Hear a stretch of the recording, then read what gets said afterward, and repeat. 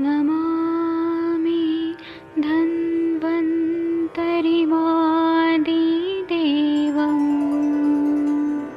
सुरासुरैर्वन्दितपादपद्मम् लोके जरामृत्युनाशम्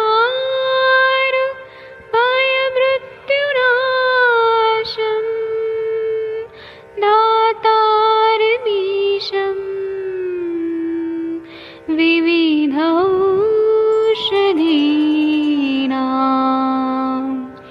शङ्खं चक्रं जलौकां दधतं मृतघटं चारुतोर्भिश्चतुर्भिः सूक्ष्मस्वच्छादिरुद्यं शुकपरिविलसन्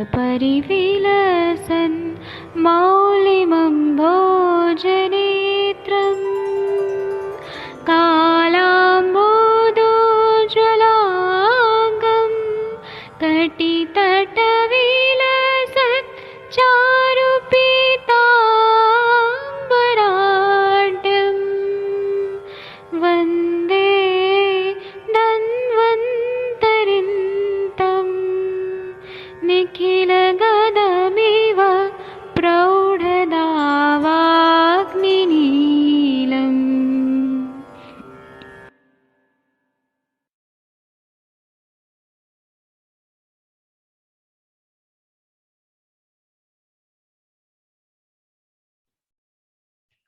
प्रणाम सभी लोगों को। मैं वैद्य अरविंद पाठक पुणे महाराष्ट्र से आप सभी लोगों का स्वागत करता हूं। सभी लोगों को कोटि कोटि प्रणाम करता हूं। आइए हम लोग माधव निदान जो पढ़ रहे हैं उसमें हम आगे बढ़ते हैं। तो माधव निदान में हम लोगों ने पित्त शोथ तक पढ़ लिया था। अभी हम लोग कफश शोथ के लक्षण पढ़ेंगे। कफश शोथ के लक्षण जो है ना, ये बहुत सारे किडनी पेशेंट आते हैं हमारे पास, उनमें भी ऐसे कफश शोथ के लक्षण दिखते हैं। तो कफर शोथ में सर्वांग शोथ होता है या एकांक शोथ होता है। किस तरह के सिम्टम्स मिलते हैं यह आप लोग के स्क्रीन पे यहाँ पर दिखाई दे रहा है। आप लोग देखिए, मैं यहाँ पर सभी को होस्ट बना देता हूँ, और ताकि अगर नेटवर्क का प्रॉब्लम हो तो आप लोग सेशन को कंटिन्यू रखिएगा। 1 मिनट रुक जाइए। हाँ। तो देखिए, अभी आप लोग को ये कफर शोथ के लक्षण जो है ये दिख रहा है। 9वां नंबर का श्लोक है, इसमें देखिए क्या बताया है। इसमें बताया कि गुरुः स्थिरः पांडुर रोचकान्वितः प्रसेक निद्रावमि वह्नि मांदकृत सकृच्छ जन्म प्रशमो निपीड़ितो न चोन्निद्रा मिद्रात्रि बलि कफात्मक। मतलब ये शोथ जो रहता है ना, जहाँ कफर शोथ रहता है वहां शोथ में भारी और स्थिर और पीले रंग का होता है, और अरुचि रहता है क्योंकि अग्निमांद्यता रहती है वहां पे, और आमाशय में मदर अवस्था पाक जो है वो विकृत हुआ रहता है। तो यहाँ पर मंदाग्नि रहती है, और इसके वजह से अरुचि रहता है, लार बहता है, मतलब प्रसेक होता है, निद्रा बहुत ज्यादा आती है, वमन उल्टी होता है, अग्निमंद्यता, ये उपद्रव होते हैं। शोथ के बढ़ने और शांत होने पे अधिक समय लगता है, और दबाने से ऊंचा न हो, और रात्रि में शोथ की वृद्धि हो। रात्रि में ठंडी रहती है तो रात में शोथ की वृद्धि हो जाती है, और उसे कफात्मक शोथ समझना चाहिए। टीकाकार जो है वह बहुत ही इंटेलिजेंट है। टीकाकार बोलते हैं कि कफजम माह गुरु इत्यादि, मतलब कफज जो शोथ है उसको गुरु आदि शब्द से ये शुरू किया गया है। अरोचकान्विते इति अरोचक व्यभि व्याधि सहचारी कृच्छ जन्मम प्रशम इति चिरोत्पत्ति विनाशः रात्रि बलिति रात्रो स्त्रोतो अवरोधजेन देह देह क्लेदना चेष्टया च कफस्य वृद्धित्वात् तज्जज्ञः शोतो बलवान भवति दिवा तु स्फुट स्त्रोतसी शरीरे सचेष्टे च न कफो बलि भवति किम तर्हि वायुः तेन तजज्ञः शोतो दिवा बलि भवति। इसका मतलब यह है कि गुरु स्थिर इत्यादि से पद्य से कफर शोथ के लक्षण लिखते हैं। अरोचकान्वित जब बोला है, यहाँ पर जो श्लोक नंबर आप लोग ये देखिए, गुरु स्थिरा पांडुर अरोचकान्वित, तो अरोचकान्वित मतलब अरोचक से युक्त होता है। कृच्छ जन्म प्रश्न अर्थात देर से उत्पन्न होता है और देर से ही नष्ट होता है। मतलब ये स्लो रहता है, कफ का शोथ है तो देर से आएगा और देर से नष्ट होगा। रात के समय देह स्रोतों के अवरोध से शरीर का क्लेद एक स्थान पर संचित रहता है, और रात के समय किसी भी प्रकार की चेष्टा और हरकत न होने से क्योंकि ये कफ के दबाव के कारण रात को मनुष्य निश्चेष्ट होकर सोया करता है। कफ की वृद्धि हो जाती है, इसलिए कफशोथ रात के समय बलवान हो जाता है अथवा बढ़ जाता है। दिन के समय स्वभावतः सूर्य के विकास से शरीर प्रवृत्त हो जाते हैं, तो स्त्रोत खुल जाते हैं, शरीर भी सचेष्ट हो जाता है। इसलिए दिन के समय कफ बलवान नहीं होता है, प्रत्युत वायु बलवान होता है। इसलिए वाताशोथ दिन के समय बलवान होता है और कफशोथ रात के समय बलवान होता है। ये टिपिकल मतलब जो विच्छेदक निदान है, डिफरेंशियल डायग्नोसिस, कि दिन में वाताशोथ बढ़ता है और रात्रि में कफशोथ बढ़ता है। कफशोथ के लक्षण मिलते हैं कि जो शोथ भारी, स्थिर और पांडु हो, हल्के पीले वर्ण का हो, जिसमें अरोचक हो, प्रसेक हो, मुंह में पानी भरना, अधिक लार टपकना, निद्रा बहुत ज्यादा हो, वमन हो, फिर अग्निमंदे आदि उपद्रव हो और धीरे धीरे बढ़ता रहे और धीरे धीरे शांत हो जाए, जिसके बढ़ने और घटने से अन्य शोथों की अपेक्षा अधिक समय लगे, दबाने पर ऊंचा ना हो, अर्थात जिस प्रकार वाताशोथ दबाने पर पुनः तत्काल बढ़ जाता है, कफशोथ इतनी शीघ्रता से नहीं उभरता है। ये जो नॉन पिटिंग एडिमा जो बोलेंगे वैसा होता है और बहुत धीरे धीरे ही उभरे और रात के समय अधिक बलवानशाली हो जाए, उसे कफशोथ समझना चाहिए। और इसके बारे में और क्या बताया गया है, तो कफशोथ में चिकित्सा तो मैं अभी बताऊंगा, लेकिन इसके और लक्षण बताए हैं कि ये कफशोथ में त्वचा पांडु रंग का हो जाता है, शोथ बहुत मंद गति से फैलने वाला और कम होने के लिए अधिक समय, अधिक दिन लेने वाला होता है। शोथ का स्पर्श जो होता है वो स्निग्ध होता है। ये चरक संहिता में बताया है कि स्निग्ध होता है, श्लक्ष्ण होता है, गुरु होता है, कठिन और शीत होता है। शोथ पर उंगली दबाने से आयुवा गड्ढा तुरंत नहीं भरता है, न उन्नमति प्रपीड़ित। रात को हलचल कम होने से कफ का प्रकोप कर शोथ बढ़ जाता है रात को, तथा दिन में हलचल होने के कारण कम हो जाता है, अर्थात शोथ प्रातः काल में सर्वाधिक होता है। इस शोथ की शुरुआत मुख से होकर सारे शरीर में फैलती है। वातशोथ है वो पैरों से फैलता है, पित्तशोथ पेट के भाग से, मतलब मध्य भाग से, और कफशोथ जो है ये मुख से होकर सारे शरीर में फैल जाता है। सार्वदेहिक लक्षणों में प्रसेक होता है, अग्नि मंदता होती है, अति निद्रता, बहुत ज्यादा नींद आती है इसमें, उसमें अरुचि होता है, छर्दी आदि लक्षण पाए जाते हैं। प्रत्यक्षता इस शोथ के उपरोक्त लक्षणों के साथ अल्प और आविल मुद्रता ये लक्षण भी पाया जाता है। और बस्ती के उपघात से, मतलब अगर किडनी में कोई भी इन्वॉल्वमेंट रहा है तो कफशोथ की उत्पत्ति होती हुई दिखाई देता है। ऐसा हमें किडनी फेलियर के जो पेशेंट रहते हैं, सीआरएफ के पेशेंट जो रहते हैं, क्रॉनिक रेनल फेलियर, उसमें ऐसा हमें दिखता है। चिकित्सा में हम देखें तो कटु, उष्ण और विविध प्रकार के क्षार, मूत्र, अलग अलग तरह के मूत्र जो है उसका प्रयोग बताया है। तक्र, आसवरिष्ट आदि का युक्ति से उपयोग करना चाहिए। इसमें दोषाधिक्य हो, दोष उत्कृष्ट हो, रोगी भी बलवान हो तो सर्वप्रथम वमन देना चाहिए। मदन फल, पिप्पली का इसके लिए उपयोग क्या करना चाहिए। तीक्ष्ण विरेचन भी इस अवस्था में लाभदायी है। वह हमें अवस्था देख के डिसाइड करना है कि विरेचन ठीक है क्या वमन ठीक है। जयपाल के अश्वकंचुकी रस और जयपाल के कल्प जैसे इच्छा विधि रस तीक्ष्ण विरेचन के लिए उपयोगी है। कफशोथ में वृक्क, यह मर्म का उपघात रहता है, इसी कारण मूत्र व स्त्रोत पर कार्यकारी मूत्र विरेचनीय द्रव्यों का उपयोग करना चाहिए। मूत्रल औषधियों के प्रयोग से शारीरिक क्लेद कम हो जाता है, इस उपचार से शोथ कम हो जाता है। कफशोथ धीरे धीरे बढ़ता है, धीरे धीरे कम भी होता है, इसी कारण शोथ में चिकित्सा अधिक दिन तक करनी पड़ती है। शमनोपचार में जिन द्रव्यों का उपयोग किया जाता है उसमें पुनर्नवा, शुंठी, देवदार, हरितकी, अदरक, शिलाजतु आदि द्रव्य महत्वपूर्ण है।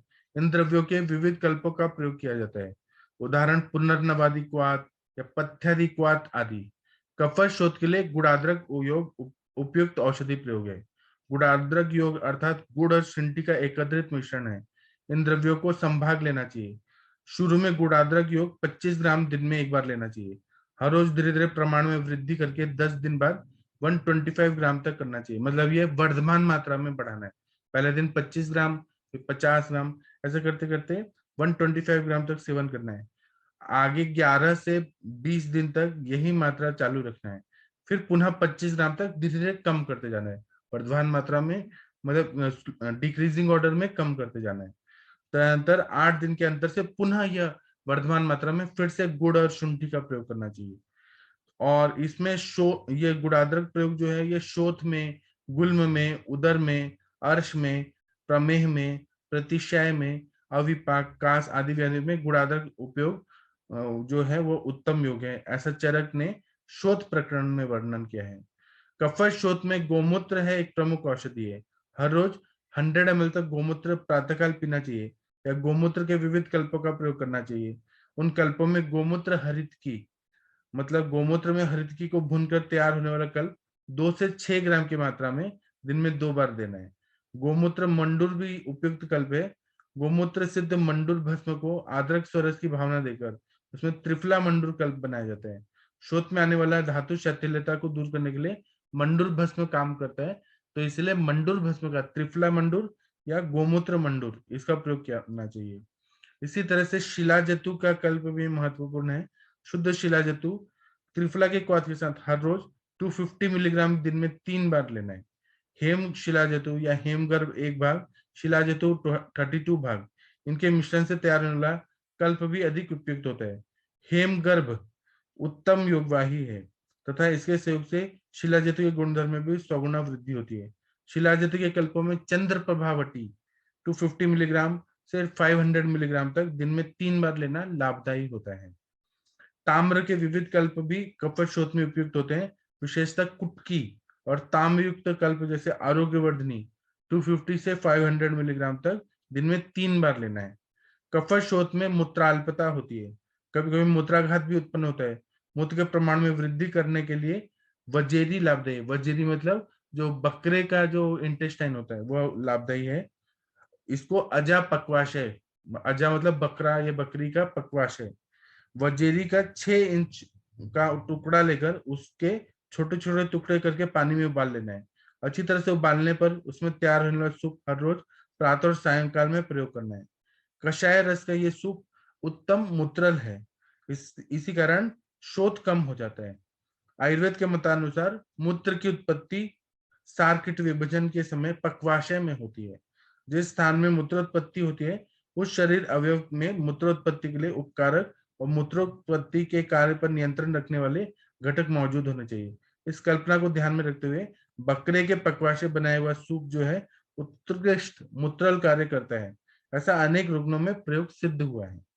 कफर शोथ में आरोग्यवर्धनी वटी 250 मिलीग्राम, चंद्रप्रभा 250 मिलीग्राम, दिन में 3 बार शहद के साथ और पुनर्नवादी के बाद 4-4 चम्मच दिन में 2 बार लेना चाहिए। सभी प्रकार के शोथों में बाह्यतः लेप करना लाभदायी होता है, उसके लिए पुनर्नवादी लेप अधिक गुणकारी है। दशांग लेप, लेप गुटिका, कृष्ण मृत्तिका लेप मतलब काला मिट्टी का लेप, देवदार शुंठी, इनका लेप भी उपयुक्त रहता है। अभी आप लोग बताइए, आप लोग का क्या अनुभव है कफशोथ में। अनुरिता मैम आप कुछ बताएंगी, कफशोथ के पेशेंट देखे हैं, किडनी फेलियर के पेशेंट। अनुरिता मैम आप हैं? शायद मैम सुन नहीं रही है। और किसी को कुछ अनुभव है कफशोथ हाँ के सर, पेशेंट? क्लासिकल से। हाँ बोलिए गुड मैम। Morning sir. हाँ गुड मॉर्निंग मैम, बोलिए बोलिए मैम। हेलो हाँ जी बोलिए। सर, थोड़ा नेटवर्क का प्रॉब्लम है। मेरी आवाज आवाज आ रही है मेरी? आ रही है, आ रही है मैम की आवाज आ रही थी तो चली गई। हाँ हाँ बोलिए हेलो। मैम।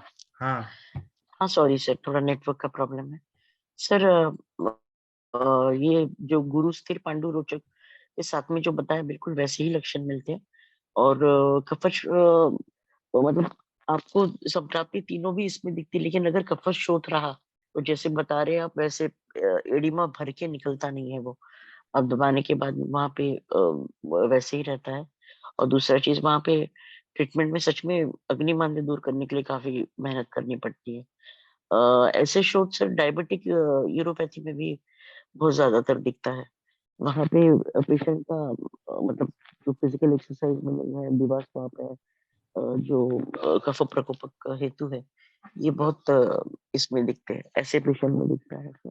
और दूसरी चीज जो हाइपोथायरॉयडिज्म में रहता है सर, वो भी शोथ वातज की वजह से पच नहीं जाता है, क्योंकि वहां पे डिपेंडेंट पार्ट्स में और बॉडी पे भी जो रहता है वो पूरा दिन रहता है वो शोथ। मतलब कम, पूरा दिन में कम होता है और शाम को रात को सोने के बाद में जब सुबह उठते हैं तो वो शोथ बढ़ा हुआ रहता है, तो वो भी शायद इसी में आएगा। आपने ट्रीटमेंट के बारे में बताया सर, सच में वो लागू होता है सर, आप जब ट्रीटमेंट करते हो तो उसमें, लेकिन थोड़ा दीपन पाचन और एक्सटेंसिव करना पड़ता है। आपने बोला है डायबिटिक कार्डियोमायोपैथी, न्यूरोपैथी, असली में डायबिटिक नेफ्रोपैथी बोलिए। सर डायबिटिक नेफ्रोपैथी बोला आपने, हाँ ठीक है। Diabetic nephropathy. और जो हार्ट के भी कुछ कॉम्प्लिकेशंस है उसमें, स्पेशली शोथ के पहले जो है कुछ क्लासिकल साइन मिलता है कि जो टो रहता है, ग्रेटर टो, वहां पे दर्द और वहां पे शोथ रहता है, और उसके बाद में इट इज रिलेटेड। तो टूडीए को निकालने के बाद में या फिर हार्ट की कॉम्प्लिकेशंस में दिखते हैं ऐसे शोथ, जो इजीली रात में बढ़ते हैं और सुबह जो है वो, मतलब उनका सूजन सुबह ज्यादा रहता है और जैसे जैसे दिन ये रहता है वैसे कम हो जाते हैं। जी, बहुत अच्छा बताया मैम आपने, थैंक यू आपका। और किसी को कुछ बोलना है तो बोल सकते हैं। कफश शोथ हो या कोई भी शोथ हो, उसमें पथ्य पथ्य का बहुत ज्यादा महत्व रहता है। तो जैसे शोथ के रुग्ण जो रहते हैं ना, इसमें रसव स्रोतस की दृष्टि रहती है और उदक व स्रोतस की दृष्टि रहती है। तो इस व्याधि में जलपान जो है, पानी, वो बहुत सारे बार हमें निषिद्ध करना पड़ता है, कंट्रोल मेथड में देना पड़ता है। एलोपैथी के डॉक्टर्स भी आप लोग देखेंगे तो किडनी फेलियर के जो पेशेंट है उनको पानी कम देते हैं, उद्देश्य यही लेकिन वो लोग अग्नि को ध्यान में नहीं रखते हैं और वो तृष्णा वेग को रोकना ये भी ध्यान में नहीं रखते हैं। हम लोग पानी देते हैं लेकिन हिसाब से पानी देते हैं। और रोगी को कुछ दिनों तक दुग्धाहार पर रखने के लिए बोला गया है। शोथ थोड़ा कम हो जाने पर अल्प मात्रा में लघु और उष्ण आहार देने के लिए बोला है। आहार में शालीषष्टिक चावल है, मूंग दाल है, यव है, ये पथ्यकर बोला है। शाक वर्ग में शिगुरु, पटोल, पुनर्नवा, बाल मूलक मतलब जो कच्चा मूली होता है, ये सब्जियां, जांगल मांस, कुक्कुट और गोधा मांस हितकर होते हैं। कुक्कुट मतलब मुर्गा, मुर्गी का मांस, चिकन जो है ये हितकर होता है। अपत्यकर आहार में ग्राम्य आहार, आनुप मांस, लवण, लवण को वर्ज्य बोला गया था इस शोध में। जैसे शुष्क शाक, नवान्न, नया जो धान्य होता है वो, दही, मध्य, पिष्टमय अन्न, अध्यशन, और साथ में और गुरु, विष्टम्भी, विदाही अन्न का समावेश होता है, मतलब वो अपथ्यकर होता है। शोथ में संपूर्णतः लवण वर्जित आहार देना आवश्यक होता है। विहार में शुरू में विश्राम देना चाहिए, दीवा स्वाप बंद करना चाहिए। मैथुन और अपथ्य व्यायाम अपथ्यकर होता है, बहुत हैवी एक्सरसाइजेस वगैरह नहीं करना चाहिए। चरकाचार्य जी ने शोध प्रकरण में एकांक शोध के प्रकार करके अनेक व्याधियों का उल्लेख किया है। कुछ ही अवयवों तक सीमित रहने वाला शोध व्याधि स्वरूप न होकर लक्षण स्वरूप रहता है। जैसे उपजीविका बताया है, चरक संहिता में गल शालुक बताया है, गंडमाला, ग्रंथि, ऐसे बहुत सारे शोध अलग अलग स्थानों पे बताए हैं। और चरकाचार्य जी ने जो शोध बताई वो स्वतंत्र रूप से व्याधि बताई है बहुत सारी जगह, और कहीं कहीं परतंत्र रूप से भी व्याधि बताई है। तो इसमें हेतु, संप्राप्ति और लक्षण चिकित्सा शोध की अपेक्षा अलग अलग होती है, तो स्वतंत्र विचार करना ही अधिक संयुक्तिक होता है। अभी आप लोगों को कुछ बोलना है तो बोल सकते हैं। आप लोग के अनुभव में शोध के पेशेंट आते हैं तो आप लोग का क्या अनुभव है, बता सकते हैं। किसी को कुछ बोलना है? शशि मैम आपको कुछ बोलना है? अंजना मैम आपको कुछ बोलना है? प्रेगनेंसी में जो शोथ होता है उसका क्या अनुभव है आप लोगों का? अंजना मैम आप कुछ बताएंगी, प्रेगनेंसी वाला जो सूजन होता है? जी सर, नमस्कार सर, सुप्रभात सभी को। जी सर, बहुत कॉमन है सर ये तो, प्रेगनेंसी में आना। और इसमें क्या होता है, जनरली जो पादशोफ पहले दिखाते हैं, पादशोफ अक्सर दिखाया जाता है, कभी कभी पैथोलॉजिकल होता है, कभी कभी वो फिजियोलॉजिकल ही होता है। पादशोफ का मेन कारण हम लोग को देखना पड़ता है। समटाइम्स तो due to pressure, gravid uterus का प्रेशर होता है, वही अपने आप में एक बहुत बड़ा हेतु माना जाता है। लेकिन समटाइम्स जो होता है, जो जनरल शोथ के कारण हम लोग पढ़ रहे हैं, उस तरह के भी वो लक्षण वहां पे मिल जाते हैं, चाहे वो वातज, पित्तज, कफज मान के चलते हैं, या फिर हम अगर मॉडर्न व्यू से देखते हैं तो हाइपोप्रोटीनीमिया, एनीमिया, या फिर लीवर डिसऑर्डर, किडनी डिसऑर्डर, किसी भी कॉज से होता है। लेकिन पार्श्व होता है। तो यहाँ पर हम 2 पॉइंट देखते हैं, एक तो फिटिंग, नॉन फिटिंग वाला, या जैसे हमने उस पे फिंगर डाली तो वो डिप हुआ या नहीं डिप हुआ, थोड़ा-सा उसने एक वो बनाता है। दूसरी बात कि हम देखते हैं कि वो अगर फिजियोलॉजिकल होता है तो वो हम उसकी जो लाइफ़स्टाइल होती है, जैसे उसको बताते हैं कि बहुत देर तक आप इसकी ये पोस्चर जो है, स्टैंडिंग पोस्चर है, उसको आप कम करिए। रात में सोते समय भी नीचे सॉफ्ट सा तकिया लगाइए पैरों के नीचे। और उसके अलावा जो उसकी डाइट है, जो हमारे गर्भवती का मासानुमासिक क्रम है, उस पे हम लोग ज़्यादा जाते हैं। अक्सर हमने हमने देखा है कि जो 5वें महीने में और 6वें महीने में जो हम देखते हैं कि मांस का रस का सेवन बताया गया है। उसका मेन कारण ही यही है, क्योंकि वहाँ पे क्या होता है, गर्भ की वृद्धि होती है। जब गर्भ की वृद्धि होती है तो गर्भ में गुरुता आती है, और स्त्री जो होती है वो थोड़ी-सी बलछे होता है, वो कांतिछे होता है। वहाँ पे हम अगर प्रोटीन देंगे पेशेंट को, तो वहाँ पे क्या होगा कि वो जो डिफिशियंसी हो रही थी मदर में, या जो मदर में उसके हाइपोप्रोटीनीमिया के सिम्पटम मिल रहे थे, वो कम हो जाते हैं। तो इस तरह से वाक़ई गोक्षुर का जो है बहुत अच्छा उपयोग है, क्योंकि गोक्षुर खाली मूत्र द्रव्य ही नहीं है, रसायन द्रव्य है। रस धातु पे बहुत अच्छा कार्य करता है। जब रस धातु पे अच्छा कार्य करता है तो प्रस का पीड़न करता है, और पीड़न करने के कारण बच्चे को भी बहुत अच्छे से जो है उससे ग्रोथ मिलती है। इसके अलावा जो हम पुनर्नवा अक्सर बात करते हैं, तो ये 2 चीज़ें क्योंकि बहुत सेफली हम यूज़ कर सकते हैं, और टाइम भी उसका थोड़ा-सा स्पेसिफिक रखते हैं। एक पेशेंट को कभी भी हम लोग रात में नहीं देते हैं। जब भी देते हैं मॉर्निंग आवर्स में देते हैं, क्योंकि मॉर्निंग आवर में क्या होता है, वर्किंग आवर होते हैं, पेशेंट घूमता-फिरता रहता है, और फिर वो अगर जब घूमेगा-फिरेगा तो मोशन मतलब यूरिन करने में उसको प्रॉब्लम नहीं होगी। हमारी हमने रात में उसको दे दिया तो उसकी नींद भी डिस्टर्ब होगी, और उसको बार-बार यूरिनल जाना पड़ता है। तो इसीलिए ये सब मेडिसिन्स की जो हमारे यहाँ समय भी बताया गया है कि किस समय कौन-सी मेडिसिन उचित होती है, उसके आधार पर हम इसको देते हैं। और फिजियोलॉजिकल बहुत टफ नहीं होता है, वो प्रेगनेंसी के साथ-साथ फिर वो सबसाइड हो जाता है। जैसे कि प्रेगनेंसी जो है डिलीवरी में जब कन्वर्ट हो जाती है, तो वो भी धीरे-धीरे सबसाइड हो जाता है। लेकिन अगर पैथोलॉजिकल होता है तो उसके हेतु के हिसाब से ट्रीटमेंट करना बहुत ज़रूरी होता है। जी सर। जी।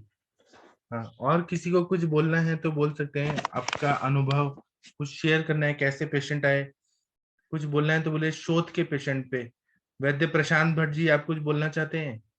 या मुनीश शर्मा मैम, वर्षा कौशिक मैम, शशि तिवारी मैम, आप कुछ बोलना चाहते हैं तो बोल सकते हैं। इसमें एक बताया कि कृष्ण मृत्तिका का लेप, तो शशि मैम आपका कोई अनुभव है? मड बात, उसे शोध कम होता है क्या?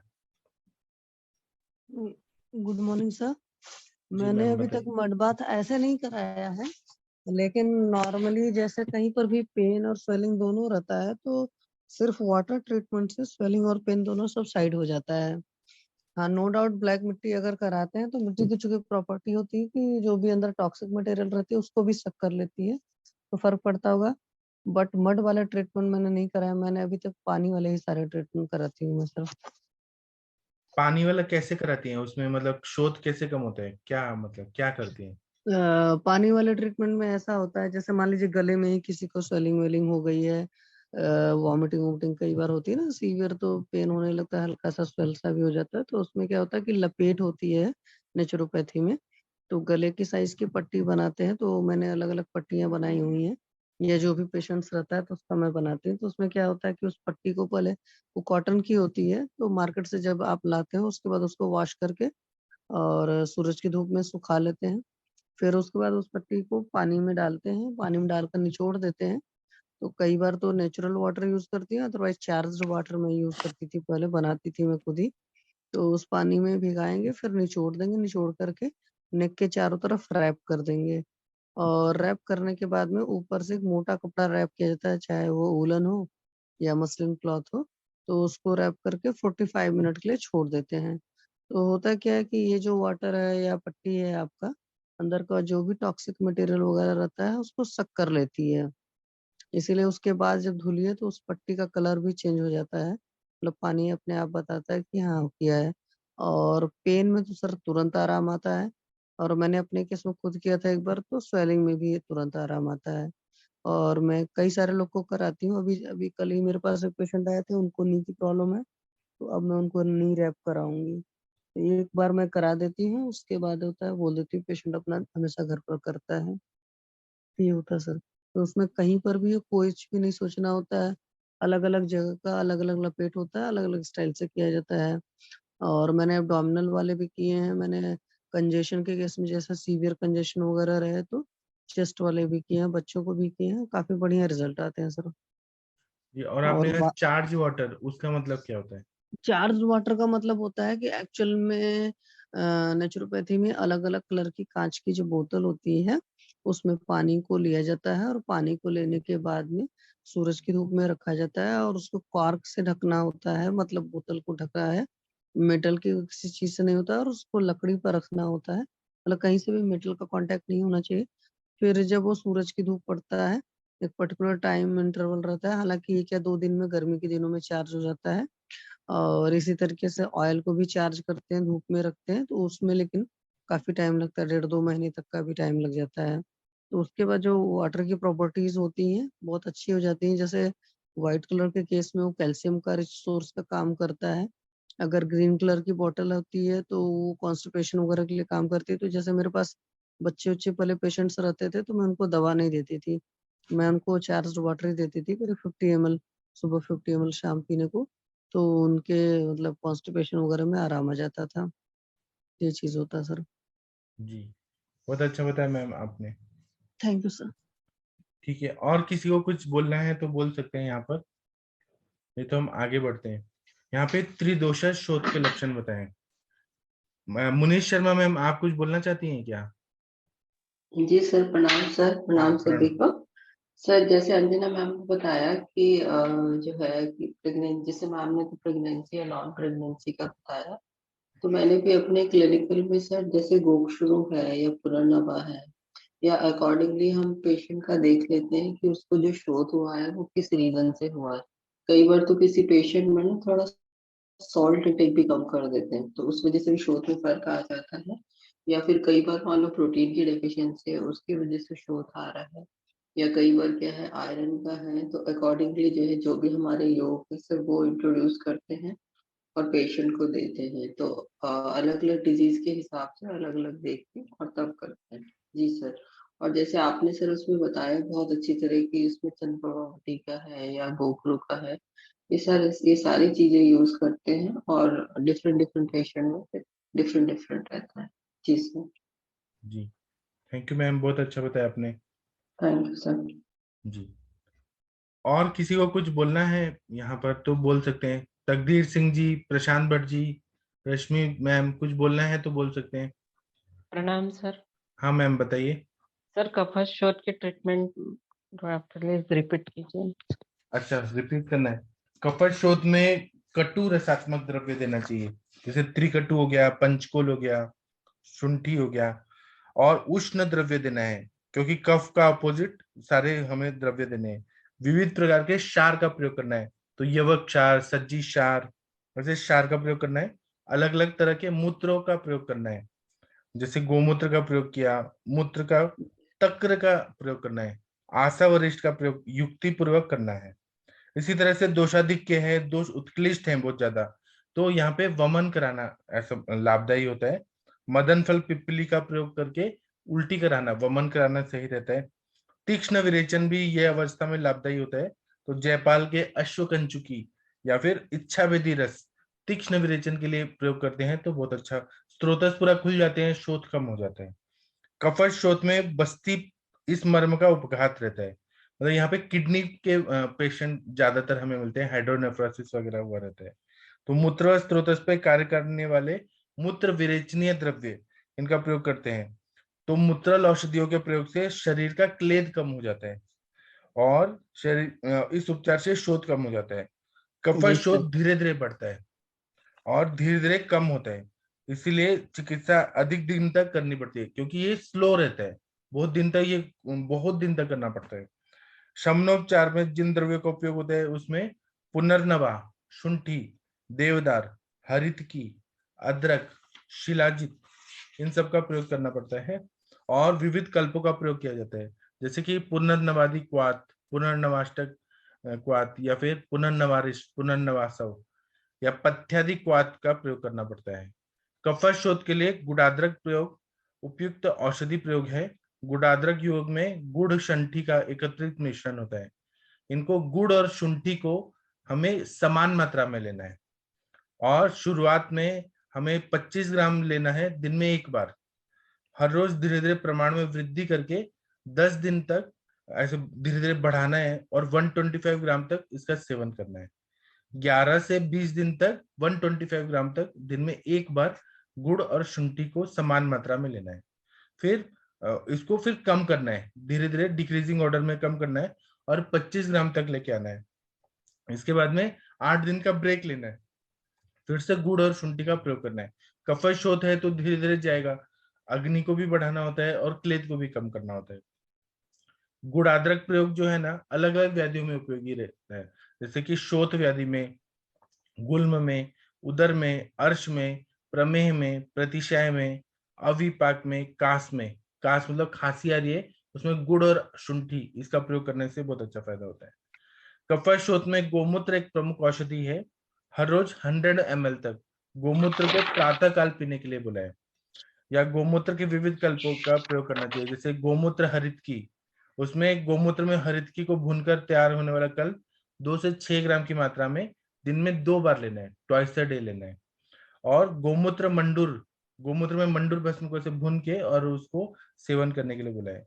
गोमूत्र सिद्ध मंडूर को अदरक स्वरस की भावना देकर उसमें त्रिफला मंडूर भी बनाया जा सकता है। त्रिफला के साथ अगर भून दिया और गोमूत्र वगैरह डाला तो या तो गोमूत्र मंडूर या त्रिफला मंडूर। शोथ में आने वाला धातु शिथिलता को दूर करने के लिए मंडूर भस्म जो रहता है वह सर्वश्रेष्ठ रहता है।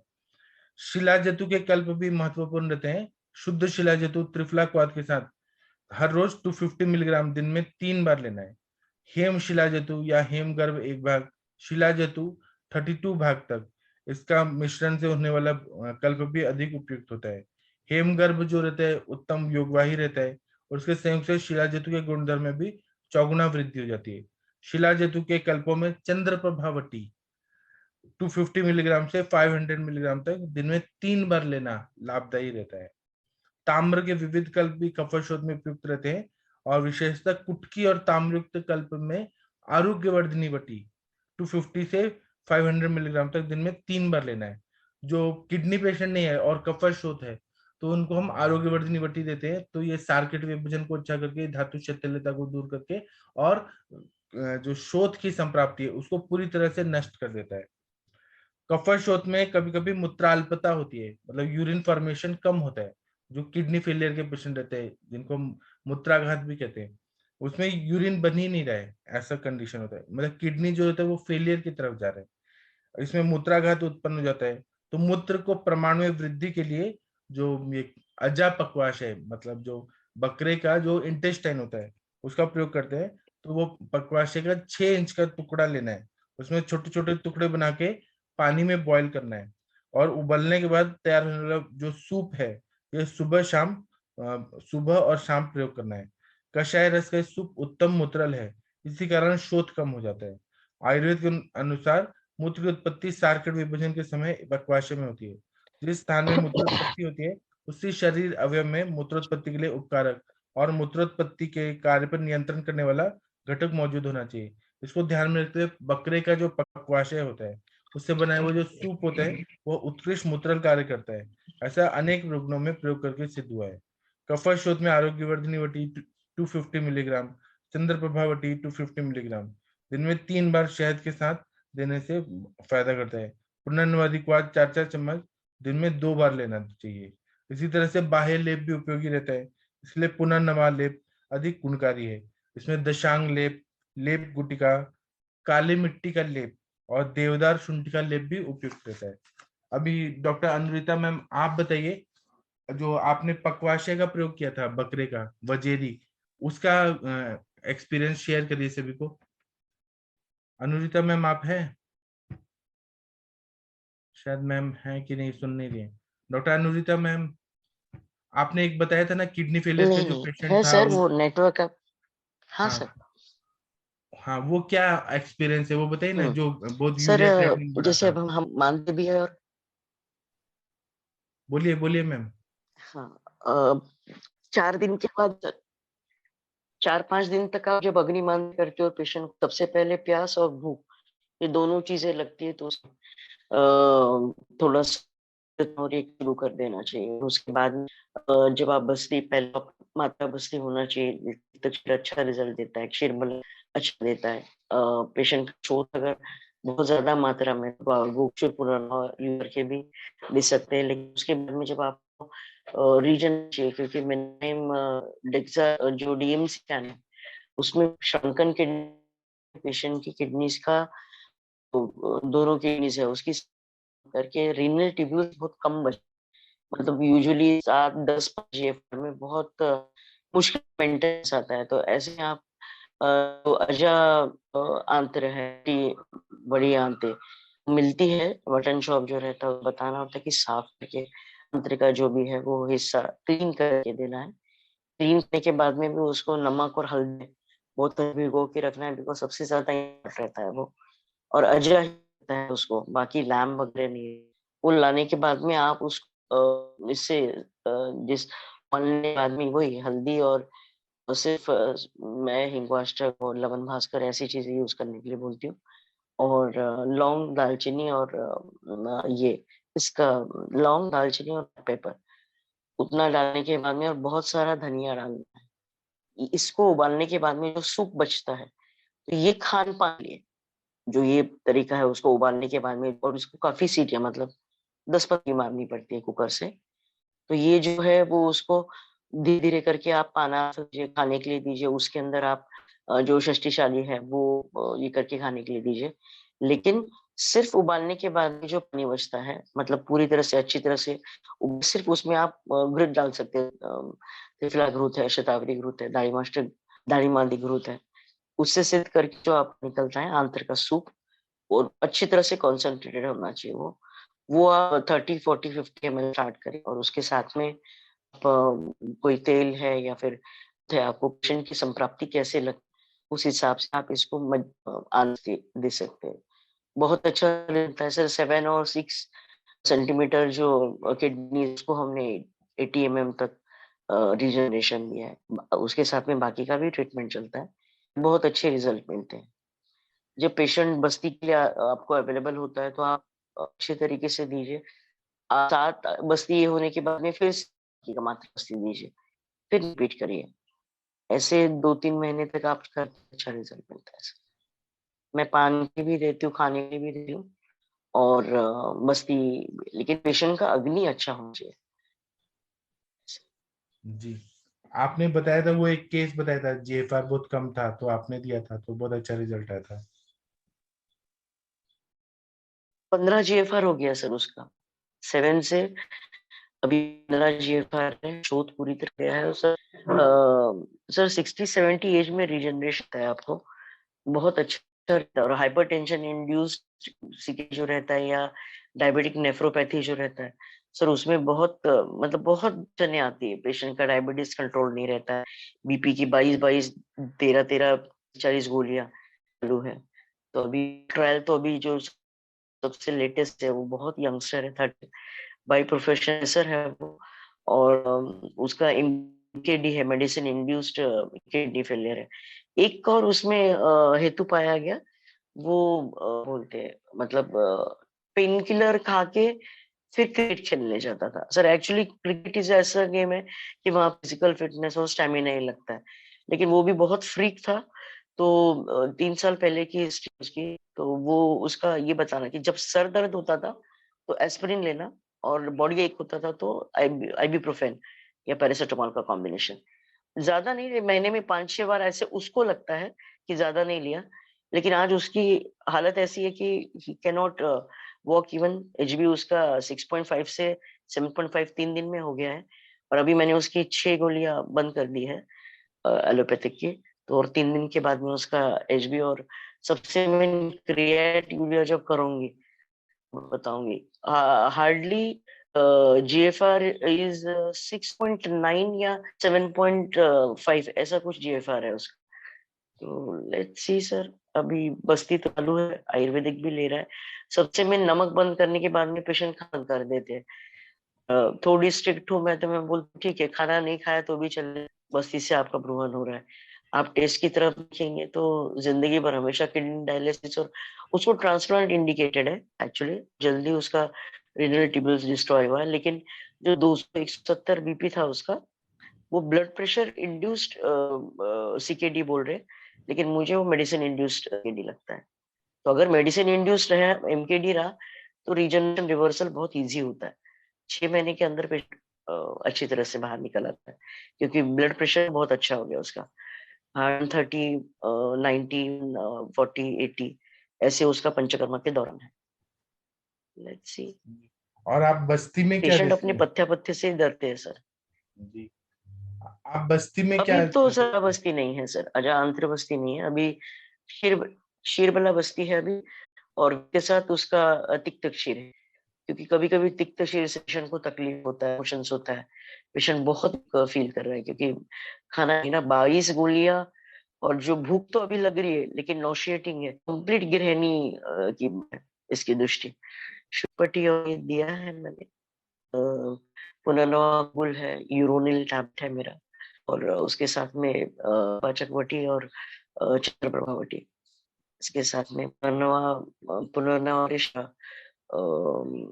शुद्ध सिद्ध जो है, मतलब खान पान ये चीजें सिद्ध करनी पड़ती, मतलब उसका जो पानी है सबसे मेन तो पानी पूरी तरह से बंद है उसका, सिर्फ धनिया फंट और सुवर्ण जल, सिद्ध सुवर्ण जल विद मुस्ता, मतलब मुस्ता सिद्ध और सुवर्ण सिद्ध जल, ये 2 ही चीजें उसकी चालू है।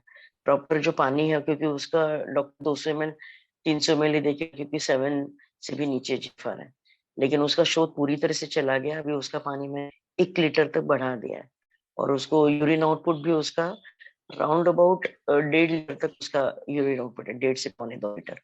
पर 4 ही दिन हो गए, अभी आएगा 3 दिन के बाद में रिपोर्ट आएंगे तो मैं शेयर करूंगी सर। जी, बहुत अच्छा बताया मैम, थैंक यू। और कंचन मैम, आपका सब लोग सुनना चाहते हैं थैंक यू बहुत सर। सारे मुझे। Thank you ma'am. Kanchan ma'am का क्या एक्सपीरियंस है शोथ के पेशेंट, कफर शोथ या किडनी फेलियर वाले शोथ? आप अपना एक्सपीरियंस बताइए। बहुत सारे जी फोन आते हैं कि कंचन मैम का हम लोग सब सुनते हैं, लिखते हैं, समझते हैं। बताइए मैम। जी सर, प्रणाम सर। मैं मोस्टली मेरे साइड से आरोग्यवर्धिनी, पुनर्नरवादी मंडूर, पुनर्नरवा सौ, त्रिफला गूगल, बहुत बार मैंने कांचनार गूगल भी ऐड किया है इसमें। तो यहाँ पे बहुत अच्छे रिजल्ट्स आते हैं सर। और जैसे संप्राप्ति हो, मतलब कि जैसे हृदय रोग की वजह से शोथ हो तो उस हिसाब से मैं मेडिसिन ऐड करती हूँ। जैसे किडनी फेलियर का पेशेंट हो तो उस हिसाब से मेडिसिन ऐड होता है यहाँ पे। तो बहुत अच्छे रिजल्ट्स आते हैं सर। मतलब अगर थायराइड रिलेटेड हो तो वहाँ पे थायराइड की मेडिसिन के साथ पुनर्नरवा तो सभी जगह पे काम करता है, सभी शोथ में काम करता है। आपने पुनर्नरवादी मंडूर पे भी लेक्चर लिया था ना, तो उसी समय जो इतना अच्छा बताया था, मतलब हर एक बॉडी में जहाँ पे भी शोथ हो रहा, मतलब इवन नेत्र शोथ हो, कर्ण शोथ हो, मुख शोथ हो, वहाँ पे आपको सब में पुनर्नरवादी मंडूर बहुत अच्छे से काम करता है। पुनर्नरवादी मंडूर है, उसके साथ आप पुनर्नरवा सब ऐड कर दीजिए, बहुत ही अच्छे से काम करता है सर। जी सर। जी, तो आप ऐसा बताइए ना स्पेसिफिकली कि थायराइड के रिलेटेड जो शोथ होता है उसमें क्या देती हैं, किडनी फेलियर रिलेटेड शोथ होता है उसमें एक एक व्याधि के हिसाब से बताइए, या पांडुजन्य होता है तो क्या देती हैं, ऐसे बताइए। जी सर, अगर थायराइड रिलेटेड है तो मैं वहाँ पे आरोग्यवर्धिनी चलाती हूँ, क्योंकि वो वहाँ पे भी सारकेट विभाजन अच्छा होना चाहिए, इसलिए मैं आरोग्यवर्धिनी, पुनर्नरवादी मंडूर, कांचनार चलाऊंगी। और किडनी रिलेटेड है तो वहाँ पे गोक्षुर ऐड कर देती हूँ, वहाँ पे मैं श्वेत परपटी ऐड कर देती हूँ पुनर्नरवादी मंडूर के साथ, चंद्रप्रभावटी ऐड कर देती हूँ, वृक्क दोषर क्वाथ है, वृक्क दोषर वट्टी है, कोखरू क्वाथ है, सर्वकल्प क्वाथ है, यहाँ पे ये चीजें ऐड हो जाती है। और अगर पांडुजन्य है तो वहाँ पे मेरा कॉम्बिनेशन रहता है शतावरी पाउडर के, मतलब शतावरी चूर्ण के साथ मंडूर भस्म ऐड कर देती हूँ, प्रवाल पिष्टी ऐड हो जाती है वहाँ पे, पुनर्नरवादी मंडूर ऐड हो जाता है फिर, और लोहा सव ऐड कर देती हूँ सर मैं। जी सर। जी, बहुत अच्छा बताया। देखिए कंचन मैम कितनी इंटेलिजेंट है, कितने सारे पेशेंट का 26 ईयर्स का एक्सपीरियंस है मैम का। तो इनसे आप लोग सीखा करिए, जो मैम बताती है एकदम प्रैक्टिकल अनुभव बताती हैं। जी sir, thank you sir. Thank you. ठीक है, और कोई कुछ बोलना चाहते हैं तो बोल सकते हैं, किसी को कुछ शेयर करना है तो करिए, नहीं करना है तो हम आगे बढ़ते हैं। ये त्रिदोष शोथ के लक्षण, इसमें तीनों दोष के सारे सिम्टम्स दिखेंगे। तो ऐसा बताया कि निदानाकृति संसर्ग शवतु स्याद् दोषजः, सर्वाकृति सन्निपात शोथो व्यामिश्र लक्षण, मतलब दो दोषों के संसर्ग जो शोथ होता है उसमें दो दोषों के लक्षण मिलते हैं। तीन दोषों के संसर्ग से जो शोथ होता है उसकी आकृति में तीनों दोषों के लक्षण प्रकट होते हैं। टीकाकार जो है बहुत इंटेलिजेंट हैं, वो बोलते हैं कि व्यामिश्रौषध विधानार्थम क्वापि क्वापि प्रकृति समवेता अपि शिष्य हितैषितया द्वंद्व सन्निपाता अतिदेशन पठ्यन्ते ये तु विकृति विषम समवेतास्तान कंठर्वेण पठन्ति अतो अतिदेशेन द्वंद्व अवयव सन्निपातनाः निदानाकृति संसर्गाद इत्यादि व्यामिश्रिति मिलितवातादि त्रैलिंगः अनेनैव सर्वाकृतिरित्यस्यार्थे सिद्धे तदभिधानम वातादि प्रत्येकम कृसन्न लिंग नियमार्थम। मतलब कहीं कहीं मिश्रित चिकित्सा विधानार्थ प्रकृति समवेत प्राकृत दशा में या समावस्था में मिलने वाले दोषों के संसर्ग, द्वंद्व या सन्निपात तीनों दोषों के अतिदेश से निरूपण किया जाता है। किंतु जहां पर इन दोषों का विकृति जन्य विषम समय हो वहां पर तो पृथक पृथक लक्षणों का स्पष्ट निर्देश किया जाता है। इसका अभिप्राय यह है कि जिन जिन रोगों में मिश्रित या सन्निपात दोषों का प्राबल्य होता है वहां पर द्वंद्व या सन्निपात लक्षणों का पृथक पृथक निर्देश होता है। जैसे कि ज्वर प्रकरण में वात पित्त कफ वात कफ सन्निपात ज्वरों के पृथक लक्षण पाए जाते हैं। वैसे शोथ में प्रकरण नहीं लिखे गए हैं, वहां पे दो दो दोषों के निदान और लक्षणों के एकत्र संसर्ग से द्वंद्व ये तीनों दोषों के संपूर्ण निदान और लक्षणों के एकत्र सन्निपात होने से त्रिदोषा शोथ जानना चाहिए, ऐसा बताया गया है। ठीक है, तो अभी हम थोड़ा ब्रेक लेते हैं, फिर हम 7 बजे मिलते हैं जब हम अष्टांग हृदय ग्रहणी चिकित्सा पढ़ेंगे। तो अभी मुझे इजाजत दीजिए, मैं थोड़ी देर के बाद फिर हम लोग 7 बजे मिलते हैं। थैंक यू, प्रणाम सभी लोगों को। Thank you sir.